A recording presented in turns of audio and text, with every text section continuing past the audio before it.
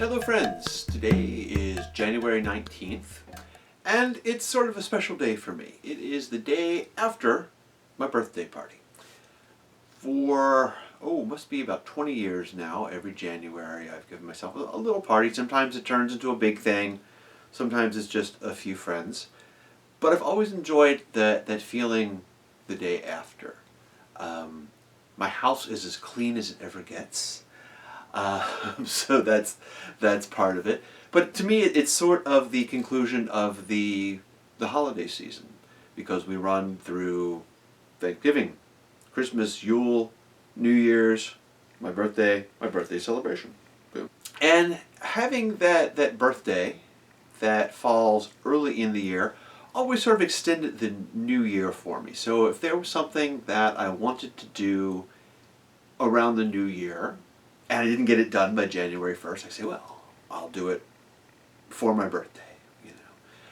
And then, sort of after time, it's like, well, I didn't get it done by my birthday, but I've still got a few days until my birthday party. So it's sort of like the national holidays that get observed a few days later, sort of the observation of Tom's birthday. But now, as I've been considering this more deeply from a more magical pagan perspective, I've decided that, you know, my birthday, as wonderful as it is, and as I hope it will be celebrated by generations to come, is perhaps not the end of the New Year's holiday season, but we should actually extend that to Imbolc. We have stuck, for whatever strange, arbitrary reason of timekeeping, we have stuck our New Year in the middle of the winter, very close to the solstice, when the energy of the year is at its low point. I've written before about how winter is the season when we're supposed to be going slowly. And yet in the middle of this we throw a holiday, a New Year's Day, that is often expected to be celebrated with new beginnings, new things, make a change in your life now, when the energy of the year is at its lowest. This is not an arrangement that I think would be made by a culture that was more in tune with the natural cycle of things. Chinese New Year, on the other hand, falls generally around the same time as Imbolc does. Imbolc, of course, in the old Celtic reckoning, was seen as the beginning of spring. Now, here on the east coast of the U.S., in Maryland, February, it's still damned cold. I'm not entirely sure how the climate timing compares with things in Ireland way back in the day.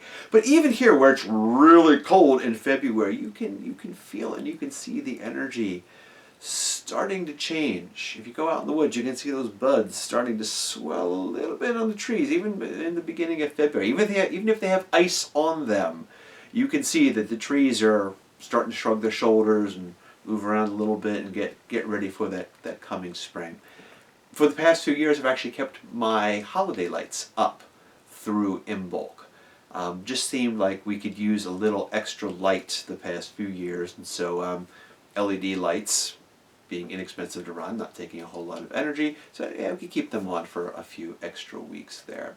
So I have decided, and I declare to you, and you may take it on my authority, for whatever authority you might mistakenly believe that I have, that the New Year season runs to Imbolc. So if there was some New Year's resolution, some New Year's project that you have already faltered on, you still have a few weeks to work on that before we really need to get going, before we start turning the energy to spring in Imbolc. So there's time.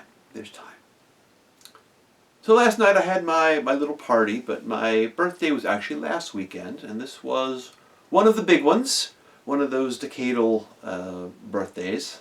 I'll let you look at my gray hair, my lined face, and decide which decade you believe I just turned. For my birthday, I gave myself a trip to New York City. Part of that was to attend the Kagami Baraki, the New Year's class for the World Seido Karate Organization. This was a big thing for us because we had to move our headquarters dojo. And this was the first event in the new space. Even though it's not built out yet, it's just a bare concrete floor. Still had a wonderful, wonderful experience with my my fellow karateka up there. But I gave myself the whole weekend, so I actually had some time to be touristy. And one of the things I did was I finally took the cruise out to go and see Lady Liberty. It was back and forth to New York as I am all the time. I'd actually never gone out and seen the Statue of Liberty. I tried once a few years ago, and I did not realize that you have to pass through security, airport-style security. And I had my multi-tool with me, as I habitually do.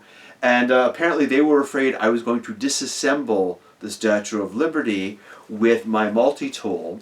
They would not let me bring it, and there was nowhere to leave it, so I had the choice of throwing away a $70, $80 multi-tool or throwing away my $20 cruise ticket, so I did not go to see the Statue of Liberty that day, but I did this past weekend. Now, if you're interested in the nature of gods, as I am, the Statue of Liberty is sort of an interesting case. You have here a very deliberate personification of an abstract idea. In Neil Gaiman's Sandman series, in one of the volumes, I think it's Season of Mists, the whole story there is Morpheus has received the key to hell. Lucifer has given up, so I'm out of here. I don't care anymore. I give up. I'm leaving. Here you go. You take the key to hell. You figure out what to do with it. And all the different deities and pantheons are assembling to come to Morpheus to petition him, say, hey, you should give us this real estate. We can make the best use of it. And there's a side remark in there, the representative from the Shinto pantheon talks about how they're now, keep in mind this is the 90s. We have the whole cultural concept of Japan in the West at that time, this expanding, burgeoning power. So Lady Liberty is named alongside King Kong and Marilyn Monroe as among a group of later gods, new altars and icons that the Shinto deities are moving to expand into and take over. That's just a little side mention, but ever since reading that, this idea that Lady Liberty is a god, as real or as unreal as any other, has kind of stuck with me. I'll probably be writing about that in a few weeks' time here. But I've added a little figurine of her to my altar over there. I went to the gift shop and had to shop around to find one that was actually made in the U.S. and not in China, but I did. I think we'll probably have another upcoming post on the blog, maybe a little altar inventory. We'll talk about all the different deities and stuff on my little altar over there. But so you can watch for that. Now, also while I was up there in New York, I got a little poetic inspiration riding around on the subway. I saw this